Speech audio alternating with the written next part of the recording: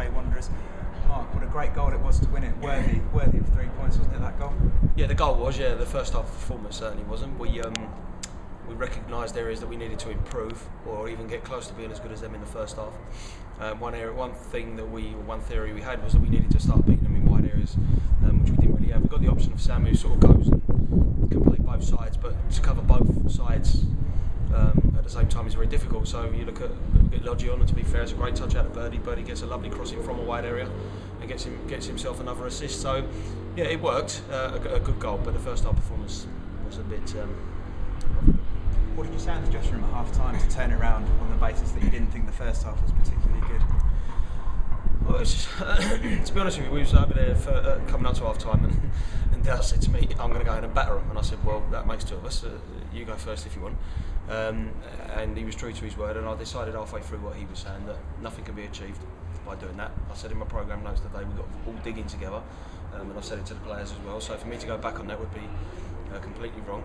And it was just a case of identifying areas which we'd worked on. I mean, even little quick throws they were doing, we know that Cray are good at them. They have been for season after season. And we worked on all the minor details on Thursday, and I went in with a list as long as my arm of all the bits and pieces that we worked on Thursday but weren't getting right. And I'm wondering whether they're actually listening in the training session. So I tried to do it with a bit more method than shouting, because we could have got anybody in to tell them that they were awful. So we tried to be a little bit more methodical, and hopefully it paid off. Brought deep on John in the second half. Was that a tactical switch, or was that Mo Harkin? Well, Mo really, we were touch and go as to whether to even let Mo come out in the second half at all, because his ankle had gone. He struggled with a hamstring in one of the training sessions midweek actually. But that didn't bother him, but the ankle, yeah. So, I mean, how long it would have been, Douse said to me, whatever happens, Bobby and Lodgy will be on within 15 minutes to give him at least half hour, but it was forced upon us a bit earlier. And how did you rate Lodgy's impact second half? Well, he's got an indirect assist, if you like. It's a clever little pass outside to Birdie. So I thought we did okay. A couple of exciting ones. He had one right down his touchline here and stuck a lovely cross in with Vinesy at the post. So a couple more sessions. And I know we're running out of time, but when Lodgy's sharp, he's Lodgy. And how about Bobby Traynor? He was injured last week, half an hour today. How is he doing now? He was close as well. I mean, it's one of those where we're big believers that if you, again, not just at this stage of the season, any stage of the season, if somebody says to you, "Oh, yeah, I think I'm nearly there, I'm not sure," well, you're not fit in that case. If you're not desperate to play, and you're telling us that you're proper, then you're not fit to start a game. And when it's important, you just don't take the risk.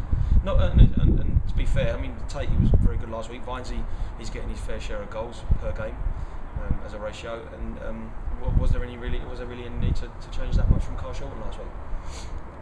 We don't really need him though, do we? If we've got a centre back who's got 2 goals in the last 2 games, he's doing well, actually. Well, I said to him I was going to have last week, milliseconds before he scored at Carl Shorten, I shouted out to him, attack the frigging front post, because he wasn't. So he scores and he gives me a little wink and says, "Is that all right?" last week. And this week he's attacked the back post and scored and should have been at the front. So I was about to scream at him for that if he'd have missed. But I've always said to him, if they invent something on their own, like a little set piece which we don't set up in training, or for example like today he's attacked the back post but should have been at the front, I couldn't have got for that. They've invented their own thing, and that's what you want players to do. How disappointed were you with the goal that we conceded first half? Comedy of errors, really, wasn't it? Yeah, desperately, because it's one of those where I'm looking at it from, and I encouraged Tom to get on the ball, and I'm looking at it from my angle, and I'm thinking, right, this can't go wrong, so I'm almost looking to the other end of the pitch to see where we're going to select a pass or a forward ball. And I think whether it's just a case of Tom not being aware of who's around him, or not being told of what's around him, or a combination of both, it shouldn't have gone wrong, and it would have just been a case of Tom opening his body up past to Gary, or he can even bypass Gary, get it out to Birdie, and we're going down the other side. And that was meant to be the theory. But I said to Tom at half time, of all the people that doesn't need anybody else within the squad or club to pick him up again, it's him, because he's a proper pro and he's quite capable of lifting himself at any time when it's needed. We started the day in 9th, we're still in 9th, 2 points off 5th. It's really tight, and there's no margin for error at this stage of the season. Yeah, exactly right, but it's better than being down to 12 today, isn't it? And I must admit, there's results surprised me today, because I looked at it and it was almost everybody at the top and everybody at the bottom, and ours was sort of the middle of the table clash. And I didn't think the results would go that way. I thought that 2 or 3 up there would have results and not go their way, and if they've gone and got results, I think Tunbridge drew with Tooting. But then you look at the fixtures next week, and everyone up there's playing each other from what I can make out. But that doesn't mean just because we've got folks that are in the bottom 4 before that's done and dusted. They're a tough team to beat, and they've already turned us over at their place. So nothing was going to be decided today. Nothing will be decided next week. The last 2 weekends of the season might become a different story. As you say, it's not going to be an easy game next week, but if we can't beat the side who are rooted to the bottom of the table, realistically, do we have any playoff hopes? Probably not. If we'd have lost today, we probably wouldn't have had any playoff hopes. And I've made the point in my notes today is you are, in a way, not just relying on your own results, you're relying on everybody else's. And I suppose over the course of the season you are, but if at any stage of the season, more so now, then you do start to look for other people's results straight after the game. And we keep being reminded, Boreham Wood weren't even in the playoff places going into the very last game of last season. So anything can happen, anything can go for you, anything can go against you, but we just have to keep digging in. And if we say we're going to keep digging in, then we've got to stick to that.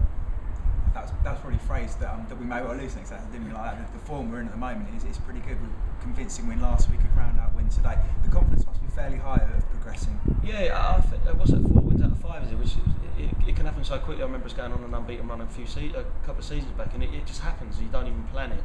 But if you'd seen the change room at half time, you'd have thought we'd have got turned over 5-1 today. And we're going in 1-1. It's a draw. You're not losing. It's a form of base. Really, it is a bit of a base. You don't want to concede on your own patch. But if you'd have been in there at half time, it reminded me of Sutton, the semi-final at Sutton last year, and winning at half time, losing, and everyone was thinking, well, this is game over.